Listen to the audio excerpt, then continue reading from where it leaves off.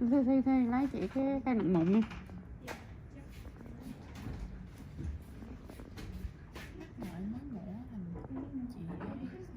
Ừ, không sao đâu, chị làm nhẹ nhàng á, chị làm nhiều rồi mà. Cái này bên ngoài mà đâu có làm gì đụng tới bên trong đâu.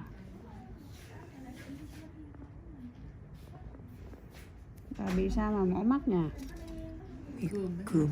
À, cườm á hả?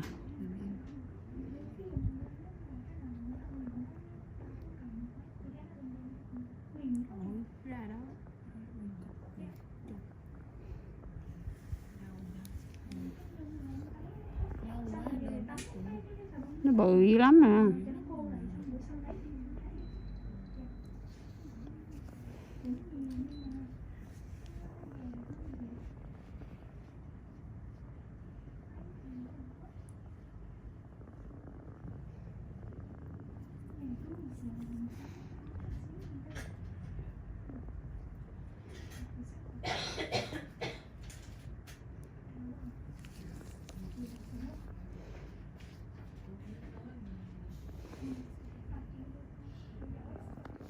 Nói vậy thôi đó, đâu chảy máu gì đâu, mà tại nội sợ vậy thôi.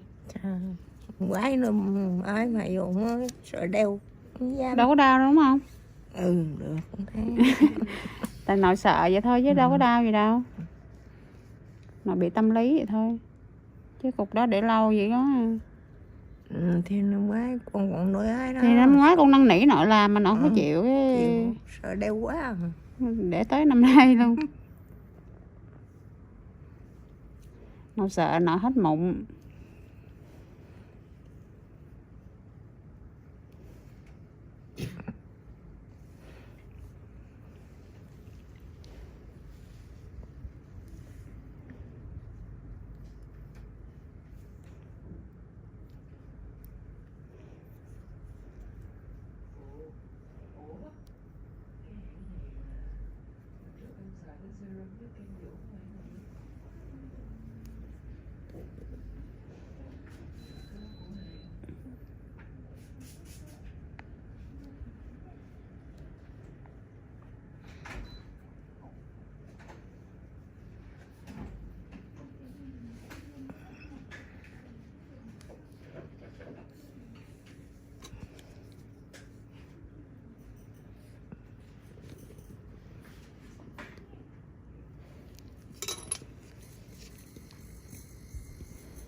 Mấy cục này nó như ngọc trai nè, nó bự vậy lắm nè.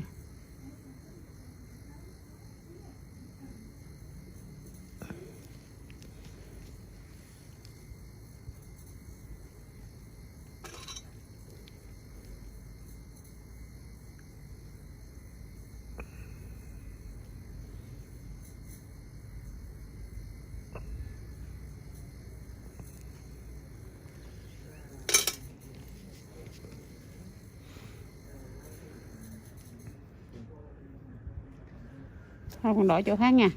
Con đổi chỗ khác nha. Lát nó quay lại.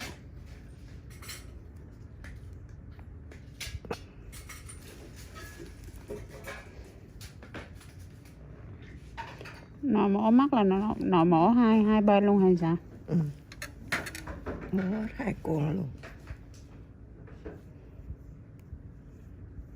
Con không biết mà ông ngoại con mổ mắt á, sao ông ngoại con mổ sao á,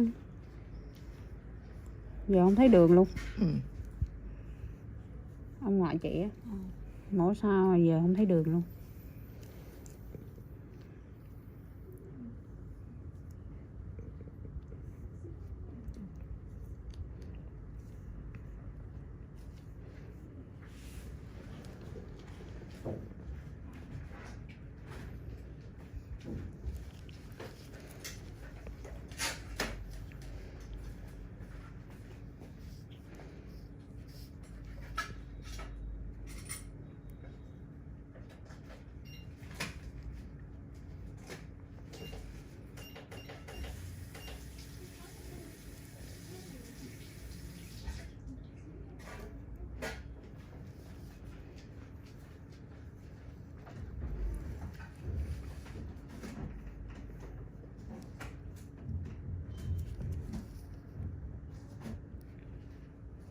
Mấy giờ rồi nha?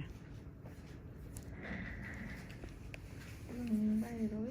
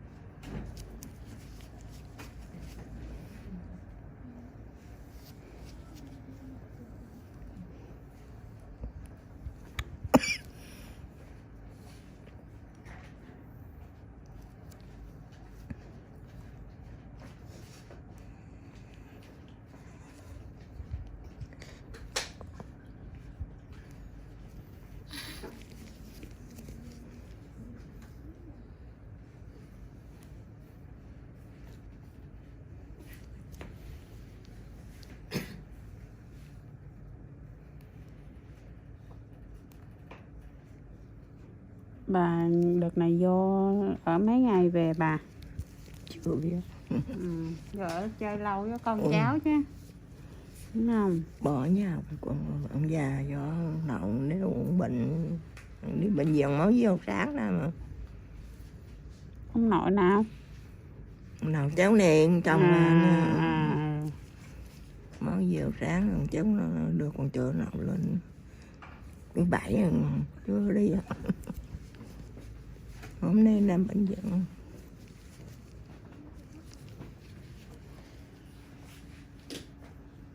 All large events held there, including say weddings. At first, I considered pulling the plug immediately, just canceling the booking, watching them scramble, but that felt too easy, too quick. They wouldn't feel it, they wouldn't understand it. I wanted them to stew in their own smugness a little longer. I wanted them to post their countdown stories, their dress fittings, their seating chart arguments. I wanted them to laugh behind me back just a few more times.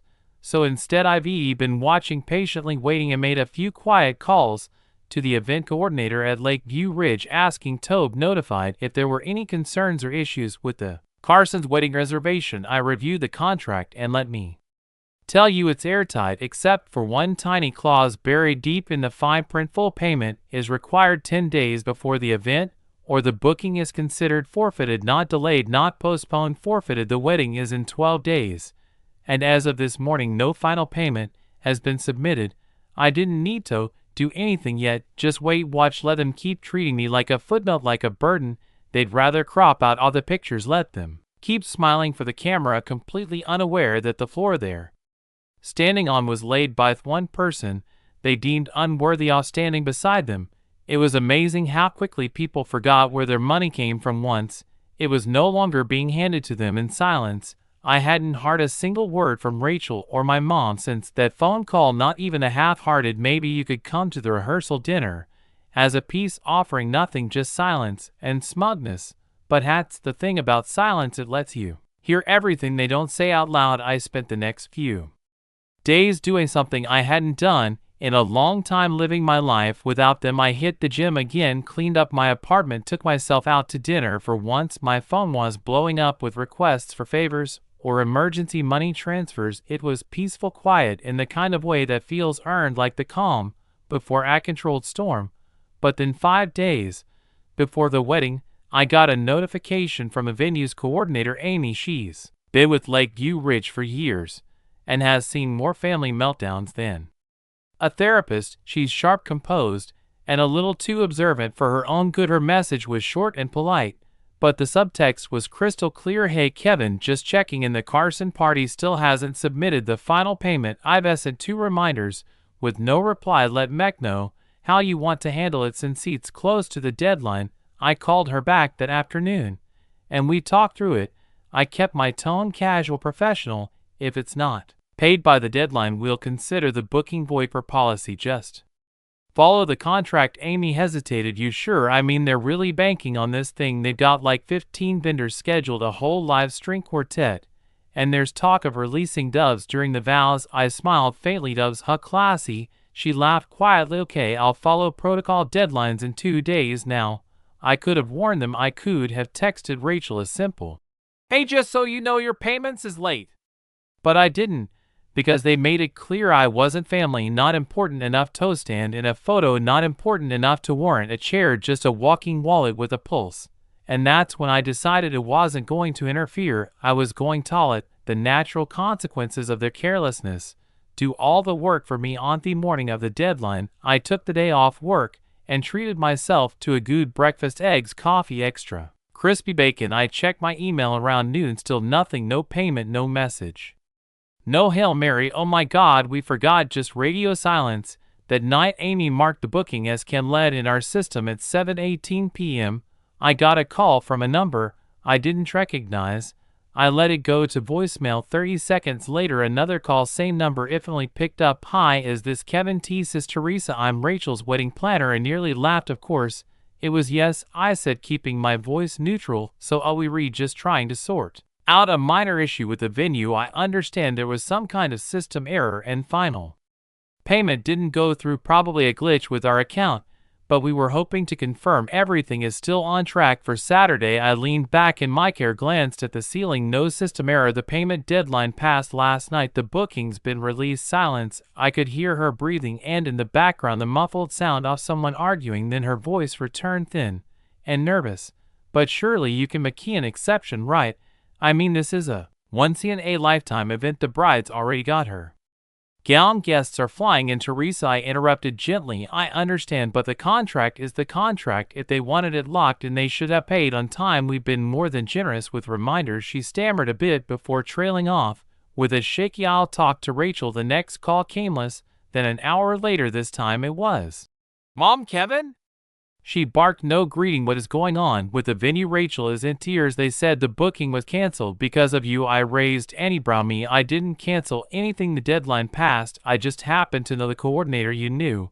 And you didn't say anything. You let this happen. I let what happened. You mean I didn't step in and cover for your mistake again?